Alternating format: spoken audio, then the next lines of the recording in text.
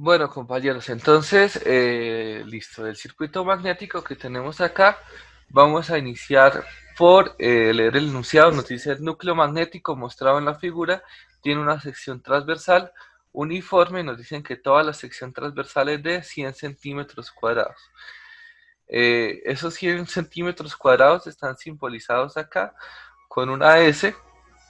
El libro emplea esta notación y hace como un pequeño círculo para decir que esa es la sección transversal. Aparte de eso, nos dice que la bobina tiene 1000 espiras y que cuando circula 0.5 amperios en la dirección indicada en la bobina B, nos piden determinar las condiciones para conseguir un flujo igual a cero en la columna central, y también nos dan una condición de permeabilidad. Es decir, es bastante pues idealista este ejercicio, ¿no? Entonces, para ello lo primero sería, eh, vamos a plantear el circuito magnético en el esquema. Para ello entonces vamos a tener que la bobina A va a ser una fuerza magnetomotriz, vamos a llamarlo como FA. La bobina B va a ser otra fuerza, vamos a llamarlo FB. En el caso de la bobina A, entonces si analizamos todo este segmento sería, o lo podemos agrupar como una única reluctancia, ¿no?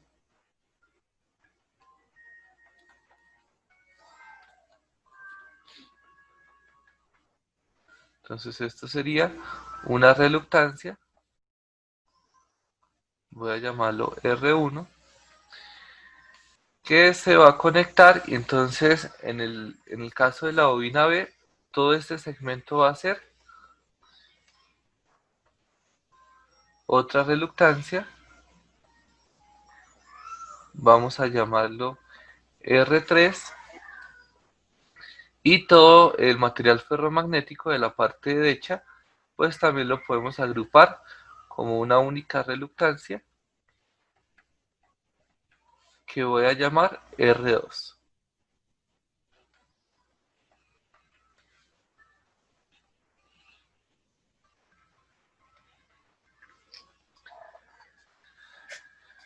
Bueno, del análisis entonces hay que tener claro lo que ya nos dan, ¿cierto? Entonces nos dicen la corriente,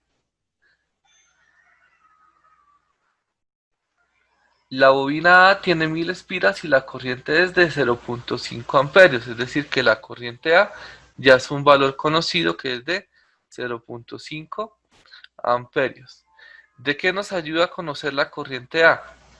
Entonces, conocer la corriente A nos ayuda a determinar automáticamente el valor de la fuerza A, ¿no? Recordemos que la fuerza se puede calcular como N por I, que serían 1000 vueltas, 1000 espiras que tiene la bobina, que sería el N, por 0.5 amperios, es decir, que estaríamos hablando de una fuerza A de 500 amperios vuelta, ¿no? Entonces ya sabemos que la fuerza A sería 500 amperios vuelta. Y entonces nos piden calcular la corriente B. Ese es el valor que desconocemos, y para calcular la corriente B, pues necesariamente hay que solucionar eh, el circuito y determinar la fuerza B, ¿no? Y la condición que se nos da es que lo que desean conseguir es que el flujo en el brazo central, es decir, el flujo que está en este segmento, vamos a llamar a este flujo 3, sea igual a 0. Llamemos a esta parte el flujo 1 y llamemos a esta parte el flujo 2. Entonces lo que se quiere conseguir es que el flujo 3 sea igual a 0. ¿Cómo se puede conseguir que el flujo 3 sea igual a 0? Entonces, la forma de conseguirlo es haciendo que la diferencia de potencial magnético en R3 sea 0. ¿Y cómo se puede hacer eso? Pues cambiando las condiciones de la fuerza magnetomotriz, ¿no? Es decir, si se pone la fuerza magnetomotriz con el mismo potencial que tendría este segmento en el análisis de flujo cero, se garantiza que no exista flujo en ese caso. ¿Cómo nos quedaría eso? Entonces, si hacemos el LSK, nos va a quedar que el flujo 1 más el flujo 3 es igual al flujo 2, y como la condición que queremos causar es que el flujo 3 sea 0, entonces lo que va a suceder es que el flujo 1 va a ser igual al flujo 2. ¿De cuánto son estas condiciones de flujo? Entonces fíjense que en este caso lo que ellos nos dan es permeabilidad relativa, es decir, que en realidad el camino para solucionar este ejercicio necesariamente va a ser por reluctancias. ¿Y cómo sería eso? Entonces vamos a calcular la reluctancia 2. ¿Cuánto sería la reluctancia 2? La reluctancia 2 va a ser igual a la longitud 2. ¿Cuánto sería la longitud 2? Entonces si nos fijamos, ellos nos dicen que cada uno de estos segmentos mide L y que L son 0.5 metros. Es decir, que sería 3 por L dividido en mu sub 0 por la permeabilidad relativa, que serían 200, por la sección transversal, que sería 100 por 10 a la menos 4 metros, y la longitud pues vamos a reemplazarla, la longitud sería 3 por 0.5, ¿no? Ya en metros, y tendríamos el valor de la reluctancia 2, que casualmente la reluctancia 2 va a tener el mismo valor de la reluctancia 1, por cuanto la longitud de la reluctancia 1 es igual, tienen el mismo flujo, tienen la misma sección transversal, es decir, que van a tener la misma permeabilidad, ¿no? Y eso sería